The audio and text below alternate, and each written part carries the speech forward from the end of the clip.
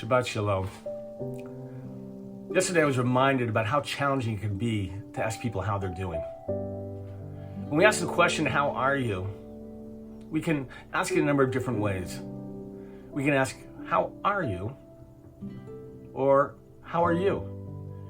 And when we emphasize one of the words, we tend to be asking in a sincere way. We really want to know about them.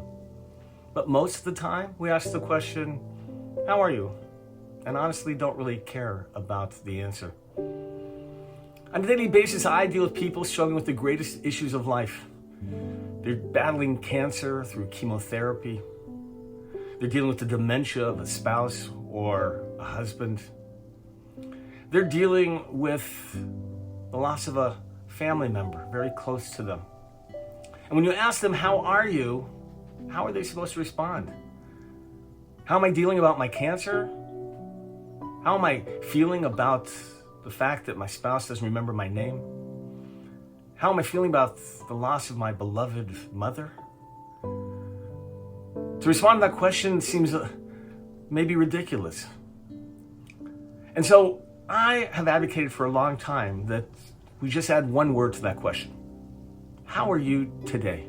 And to emphasize that word today. Because you see, every day has the opportunity to deal with something in a very different way. When you ask, how are you today? You can answer and respond to the bigger issues of life. Today I feel okay. Or today, I'm having a hard day. Or today, I was able to celebrate somebody's birthday.